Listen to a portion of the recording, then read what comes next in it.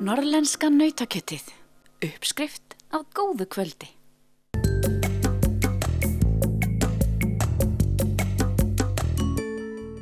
Fjölsmiðjan á Akureyri vinnusetur fyrir ungt fólk þar sem leitast við að bjóða fjölbreytni í vinnu og námi og auðvelda fólki þannig að taka ákvörðun framtíð sína að lokinni starfsþjálfun. Það 10 ár síðan Fjölsmiðjan hóf starfsemi sína og að sögn forstöðumanns gengur vel. Efnahagsástandið hverju sinni hefur þó töluverð áhrif og þessa dagana það góðærið sem setur svip sinn á starf Fjölsmiðjunar.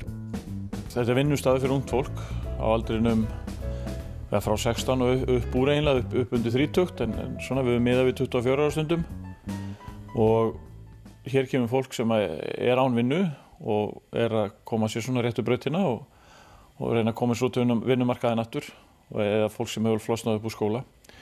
Og það getur unnið hér hjá okkur og við erum með 4 verkstæði í boði þar sem menn geta unnið. Við erum með þennan nytjamarkað hérna sem við stöndum núna og við erum með bílaþvottastöð hérna bakvið. Við erum með eldhús og mötuneyti og svo erum við með svona raftækja og pökkunarverkstæði sem við erum svona 4 aðalstöðvar sem menn geta unnið. Og hvað eru margir sem starfa hérna? Í dag eru 16 krakkar eða ungmenni hjá okkur á launaskrá og svo erum við 3 fullorðnir sem sjáum verkstæðin. Hvernig gengur starfsemin? Starfsemin gengur mjög vel. Þetta svona orðið rótgróið, við erum orðin 10 ára og þannig að þetta svona bara rúllar að gamlu vana eiginlega og við höfum verið nánast sömu starfsmennir frá upphafi.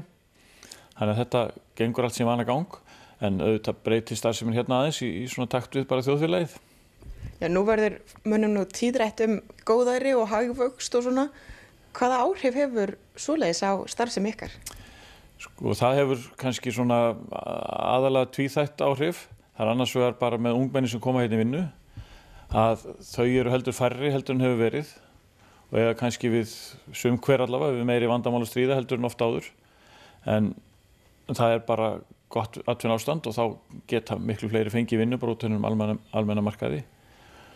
Og svo það aftur bara eins og til dæmis hér í nytjamarkaðnum að þá sýnir það sig að það góðæri, við fá okkur, það berst hérna alveg gríðarlegt magn af alls konar dóti og við erum farin að velja úr og þegar fólk hringir og býður okkur hitt og þetta þá erum við farin að spyrja nákvæmlega út í hvað þetta sé og til þess að bara sjá hvort við getum selt þetta því við getum náttúrulega ekki tekið endalaust við.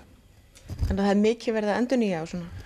Já, það greinilega mjög mikið endurnýjun í gangi og af sérstaklega stórum og dýrum hlutum eins og hjónarúmum og sófasettum og svoleiðis að okkur boðið mikið af því og við getum því miður ekki tekið við nema bara part af því.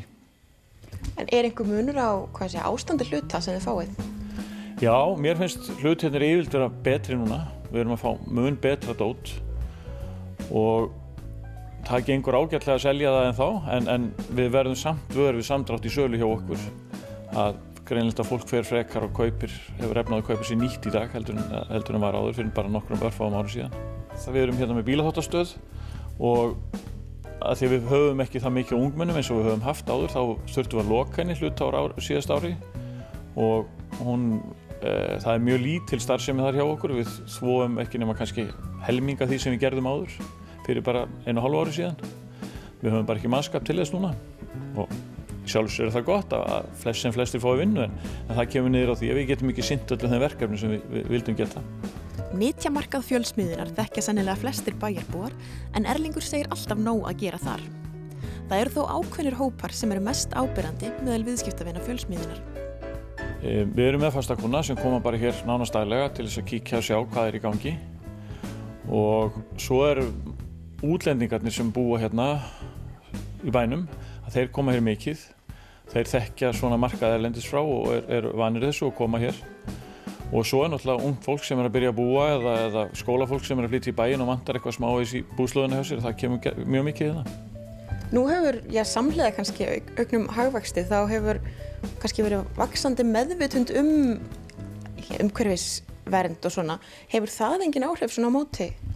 Jú, og það greinilegt að fólk umhugað það að það að láta frá sér hluti sem eru verðmæti og vill gjarnan koma hingað. En við bara getum ekki tekið endalaust við og auðvitað það verða með sumir hálffúlir yfir að við viljum ekki taka við hlutina frá þeim og skiljanlega þau vilja ekki henda hlutunum sko. Hvernig líta næstu mánuðir út hérna í Fjölsmiðjunni? Mér sýnist þetta að ætla bara að halda áfram á svipari braut og verið hefur.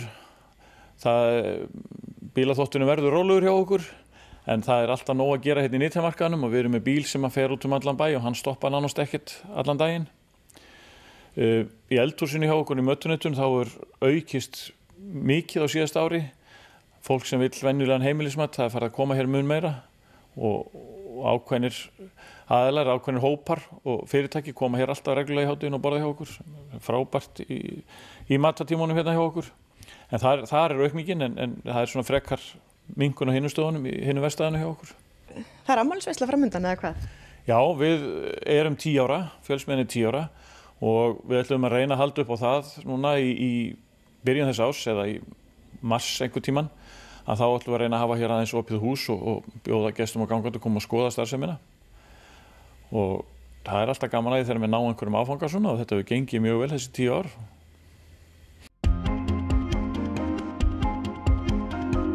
Norðlenska nautakjötið.